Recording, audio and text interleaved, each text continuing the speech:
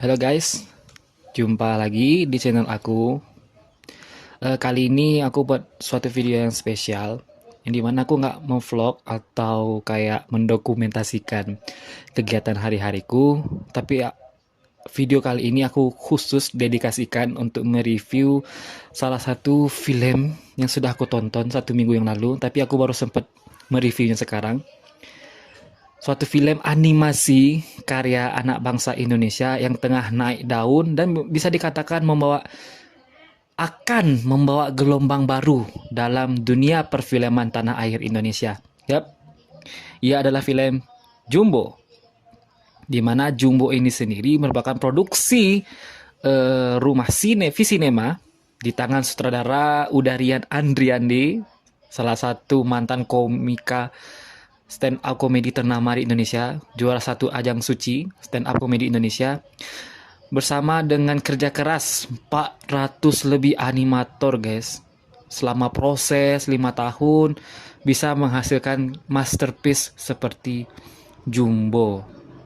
Aku alhamdulillah sudah nonton Jumbo dan ada beberapa mungkin yang bisa aku berikan reviewnya. Tapi disclaimer, review kali ini aku sendiri bukan seorang kayak pakar, kritikus yang ahli-ahli banget lah dalam dunia perfilman, tapi aku akan memberikan sudut pandang sebagai orang awam yang menikmati suatu film sebagai karya seni yang dikomersilkan atau dipasarkan. Nah, oke.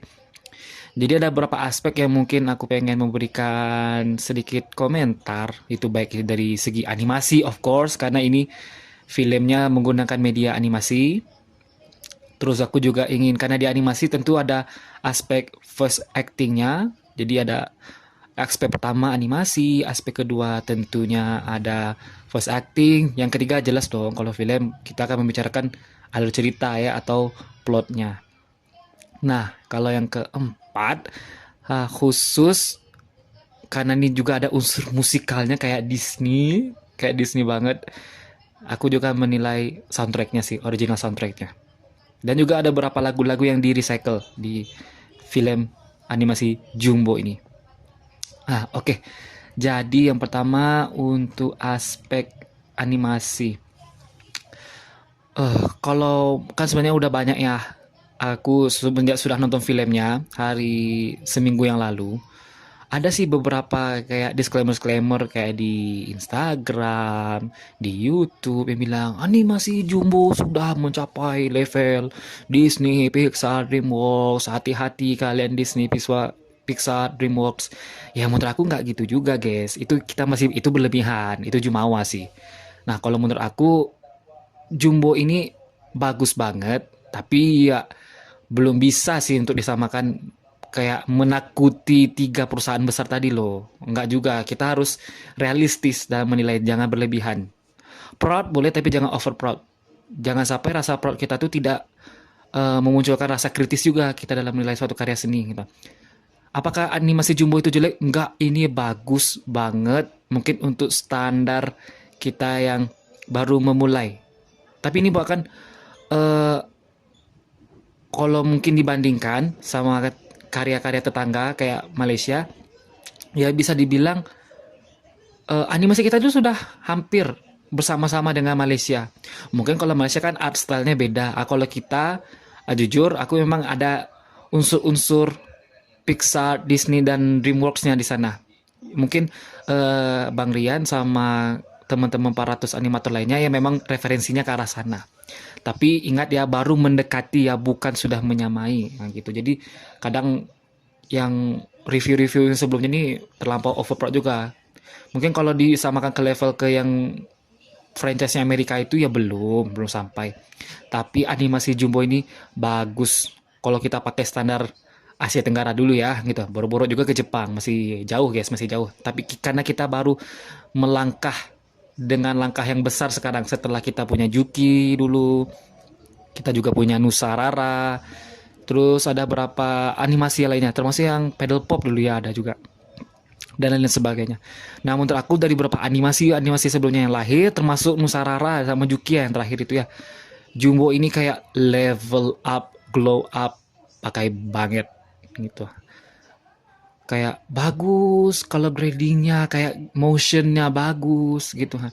Bahkan ini kayak kalau dengar podcast kan Bang Rian Andrian itu dia pakai apa namanya kalau di film itu kayak kameramen apa dua aku lupa aku nggak tahu sih istilah teknisnya tapi dia kayak pakai beberapa orang-orang ahli yang memang khusus dalam memainkan angle kamera di film-film live action. Nah dia pakai juga di sini.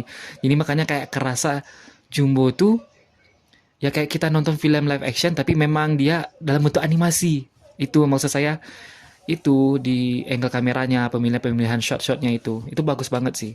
Animasinya bagus, shot-shotnya juga bagus. Dan color gradingnya itu benar colorful dan memang ada vibes Disney-nya sih. Bukan sama ya, tapi ada mengarah-arah ke sana. Ada vibe-vibe DreamWorks-nya juga.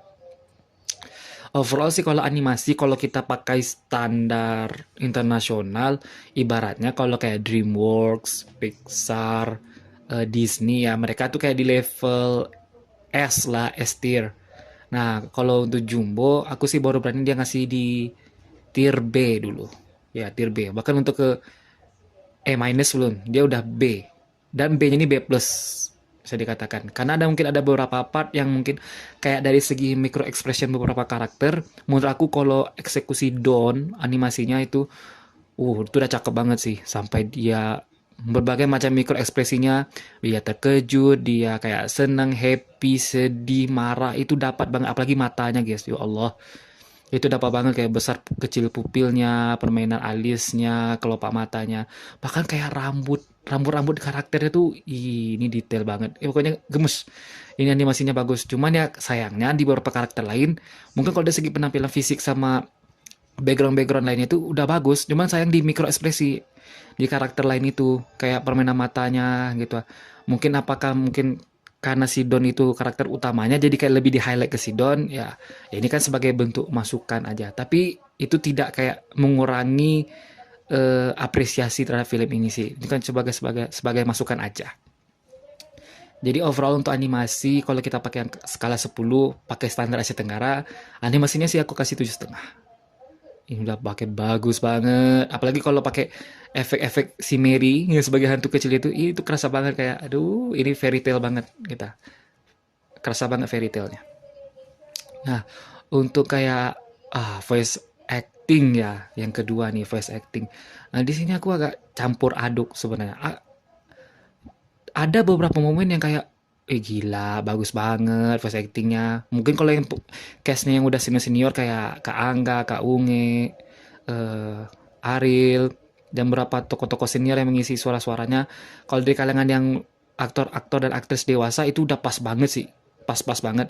Nah yang karakter adik-adik kita adik-adik bocil kita itu ada beberapa momen yang memang mereka wah dapet emosinya dapet tapi ada juga di beberapa scene yang aduh bisa deh dikit lagi kayak terutama di bagian emosi-emosi yang kayak marah itu masih kurang dapat tapi kalau kayak di dialog-dialog yang kayak percakapan kayak anak-anak pada umumnya kayak dialog lagi seneng-seneng dialog ceria dialog sedih itu dapat banget tapi ketika di dialog-dialog yang kayak memberikan nasihat atau kayak dialog-dialog yang kayak mereka marah yang adik-adik kita mungkin masih belum dapat ininya apa belum mengena tapi sih ini menandakan jam terbang ya.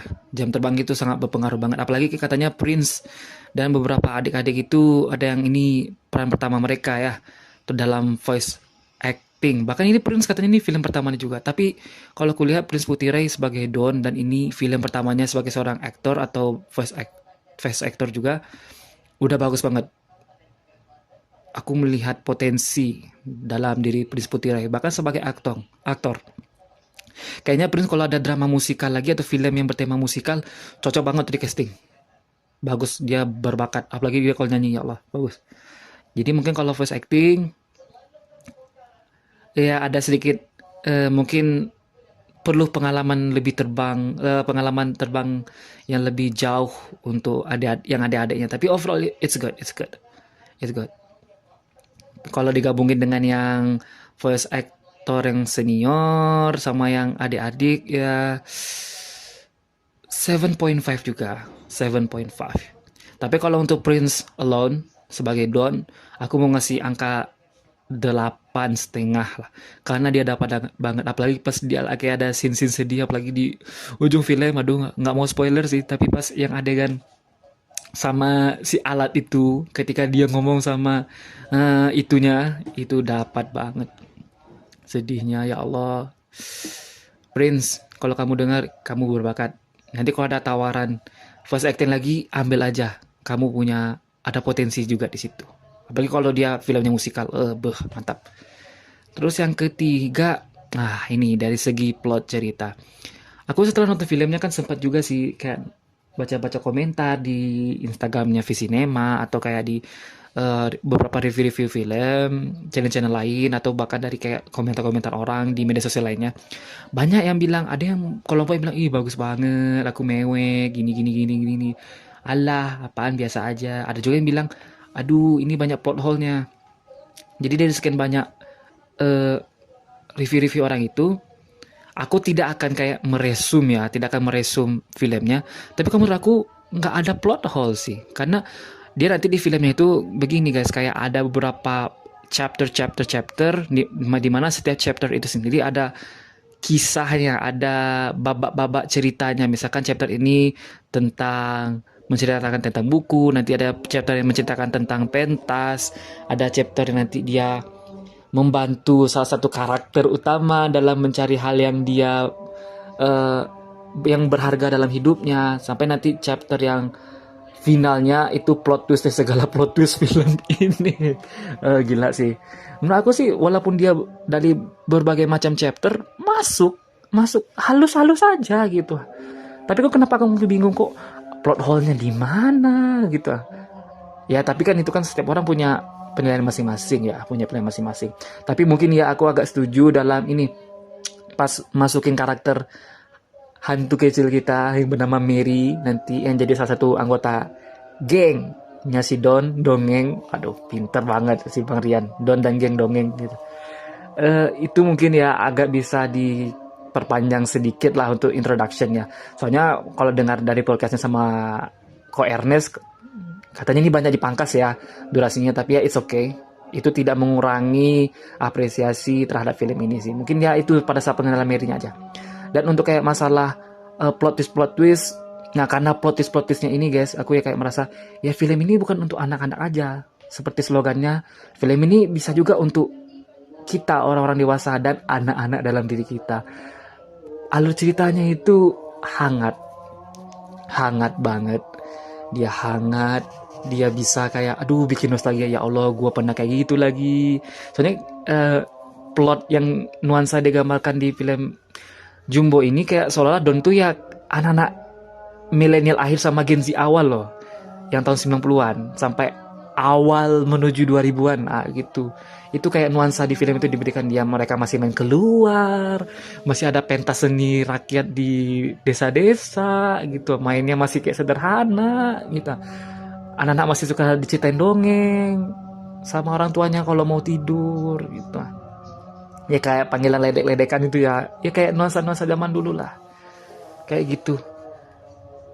Ya kerasa banget kehangatannya, dan banyak pesan-pesan, terutama dari kayak pesan-pesan kekeluargaan, pesan-pesan ya no bullying. Dan juga ada berapa kayak kenapa sih orang ini seperti ini, oh ternyata dia itu kayak gini. Tapi memang kita tidak bisa menjustifikasikan. Ada sih salah satu pesan aku suka banget dari salah satu kakaknya karakter namanya Acil, salah satu kakak dari karakter kita namanya Atta. Itu aku bagus banget sih pesannya. Kamu kalau memang lagi ada masalah, ya intinya kayak gini guys, kalau kita lagi ada masalah tuh jangan luapkan apa yang ada di kita tuh ke orang lain gitu. Itu bagus banget sih. Terus kayak pesannya Oma, kalau kamu mau jadi pencerita yang baik, kamu harus jadi pendengar yang baik. Itu banyak banget tamparan mungkin untuk kita orang-orang dewasa sih guys, beneran. Ya kita mungkin harus belajar lebih jadi pendengar yang baik gitu. Tuh kayak, dan karakter Don dan karakter ya oke, terutama si Don sebagai karakter utama, dia tidak dibuat sempurna guys. Dia punya karakter arc-nya sendiri, dimana dia ada momen-momen dia ya cukup self-center, tapi semakin menuju progresnya berlangsung, dia semakin progres juga dalam karakternya, developmentnya bagus. Dan seperti ada mungkin kita juga relate, kita juga ada memiliki kayak barang-barang berharga. Seperti kalau Don dengan buku ceritanya, mungkin ada teman-teman yang kayak ada barang berharganya kayak buku diary, jaket, ada yang juga boneka. Kita pasti punya kayak barang-barang berharga, dan kalau barang berharga itu kita diusik sama orang lain, ya kita bakal marah juga. Nah, di situ kita juga akan melihat karakter Don, karakter Arknya terhadap barang kesayangannya itu, buku dongengnya itu. Wah, di situ filosofisnya dalam banget sih. Dimana sebenarnya nilai esensinya itu bukan dalam bentuk benda sih guys, tapi semua yang terekam di memori dan hati kita itu yang lebih penting. Nah, itu banyak kali pesan-pesannya. Ada unsur politiknya juga yang berkaitan dengan salah satu karakter villain kita, itu plot twist juga sih. Plot twist juga. Dan ada beberapa karakter yang bocil-bocil itu ternyata dia punya kaitan dengan karakter-karakter dewasanya di ujung ceritanya. Dan juga pesan-pesan kekeluargaannya bagus sih. Aku sih intinya begini,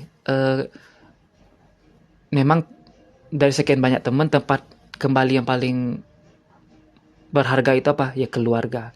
Apalagi kalau keluarga kita sudah meninggal, film ini mengingatkan kepada kita, jangan lupakan sih orang tua kita, kirimkan doa.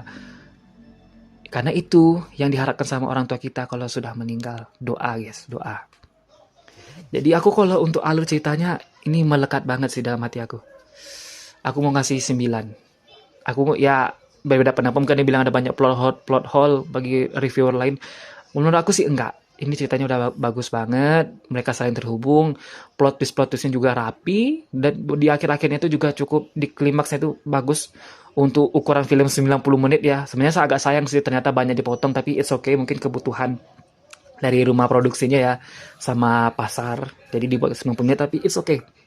Overall alur ceritanya bagus banget. Tak ada karakter yang sempurna, tapi setiap karakter punya karakter arc-nya sendiri untuk develop diri mereka. Baik itu Don, Atta, dan karakter-karakter lainnya. Seperti itu. Jadi ini dari segi ceritanya semua umur bisa mendapatkan pelajaran. Jadi silakan ditonton. Oke, 9 untuk plot atau cerita. Nah, untuk soundtrack, lagunya ya Allah. Aku pas dengar apalagi waktu si Don Pentazin, ini lagu buatannya Kak Lelel Manino ya. Liriknya itu aja ada hint-hint tersembunyinya guys. Nanti kalau kamu silakanlah baca teori-teori di yang berseliweran. Aku nggak nyangka sih ini penulis lagunya jenius banget. Jenius banget. Dan lagu ini sendiri ciptanya Kak Lelel Manino ini, trio kita ini, itu kalau dinyanyikan sama Don, itu kayak lagu dinyanyikan anak yang mendapatkan lagu dari orang tuanya gitu.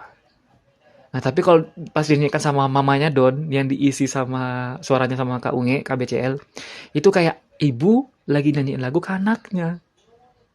Bahkan dari satu lagu yang sama jika dinyanyikan oleh dua sosok yang berbeda akan memberikan perspektif dan feel yang beda. Dan kedua versi ini aku bikin, aduh mewek, serius. Indah, apalagi kalau pas versi Don itu pas dia bawain dengan pentas ditambah animasinya, wah, oh my god. Mungkin ini versi Disney yang lebih sederhana tapi indah, hangat. Aku nangis sih. Banyak beberapa momen, ya memang jujur kalau momen-momen yang bikin aku nangis itu satu, momen-momen musikalnya sama momen-momen pesan-pesan tadi itu. Soundtrack-soundtracknya bagus, selalu ada di nadimu ya. Itu sekarang lagi viral sih di media sosial.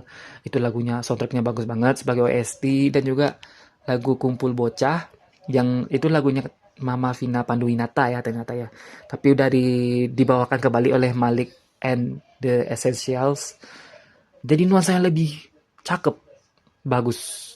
Kayak ya itu tim song yang perfect untuk film ini. Lagu Kumpul Bocah itu. Salah satu tim song yang perfect untuk soundtrack, dan ada beberapa musik-musik skornya yang memang nuansanya itu dapat banget. Tapi mungkin kalau untuk segi masukan sih, dari segi ini bukan soundtrack ya, tapi mungkin dari segi